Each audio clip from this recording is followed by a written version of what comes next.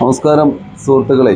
ഇപ്പോൾ ഒരു വീഡിയോ വരാൻ കാരണം നമ്മുടെ ഇന്ന് PTA മീറ്റിംഗ് ഉണ്ടായിരുന്നു സ്കൂളിൽ. ഇപ്പോൾ PTA മീറ്റിങ്ങിൽ ഞാൻ അവിടെ ഉന്നയിച്ചൊരു കാര്യമാണ് അത്. ഞാൻ ജസ്റ്റ് ഒരു വീഡിയോ എടുക്കാം, ചിലപ്പോൾ നിങ്ങൾക്ക് ഇൻഫർമേഷൻ ആവും, അല്ലെങ്കിൽ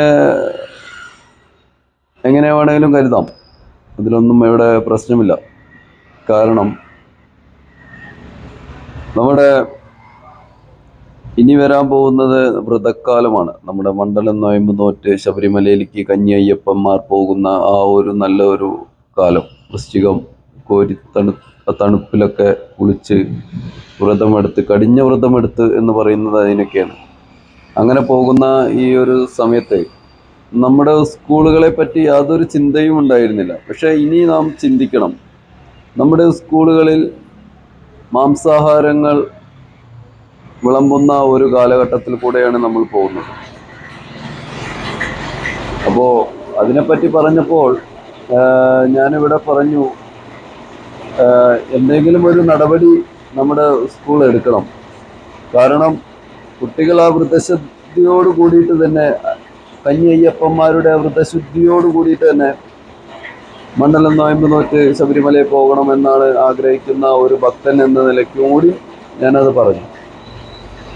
അതിന് വേണ്ട എന്തെങ്കിലും നടപടികൾ ഇപ്പോൾ മതേതരത്വം തുളുമ്പുന്ന ഈ നാട്ടിൽ എല്ലാ മതക്കാർക്കും സമത്വത്തിന് വേണ്ടിയിട്ട് സ്കൂളിൽ അത് സാധിക്കില്ല എന്ന് നമുക്കറിയാം.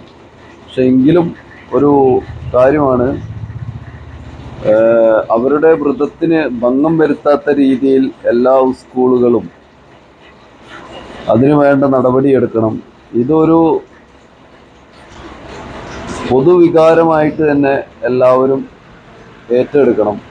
കാരണം പണ്ട് നമ്മൾ സ്കൂളിലേക്ക് കുട്ടികളെ വിടുമ്പോൾ ഇതൊരു സരസ്വതി വിദ്യാലയം, അക്ഷരങ്ങൾ പഠിപ്പിക്കാൻ പോകുന്ന സ്ഥലം എന്നൊക്കെയുള്ള ഒരു, അവിടെ ഇതുപോലെയുള്ള നോൺ ഭക്ഷണങ്ങൾ വിതരണം ഉണ്ടായിരുന്നില്ല. പക്ഷെ ഇന്ന് സാഹചര്യം മാറി. അതുകൊണ്ടാണ് ഇപ്പോൾ ഈ വീഡിയോയും. ഇതിനെതിരെ സർക്കാരിന് എന്തെങ്കിലും നടപടി എടുക്കാൻ പറ്റുമെങ്കിലും, അല്ലെങ്കിൽ നമ്മൾക്ക് സ്വയം എന്തെങ്കിലും ആ വ്രതത്തിന് ഭംഗം വരുത്താത്ത രീതിയിൽ എന്തെങ്കിലും നടപടികൾ എടുക്കാൻ പറ്റുമെങ്കിൽ അത് ശ്രദ്ധിക്കാൻ വേണ്ടിയിട്ടാണ് ഈ ഒരു വീഡിയോ.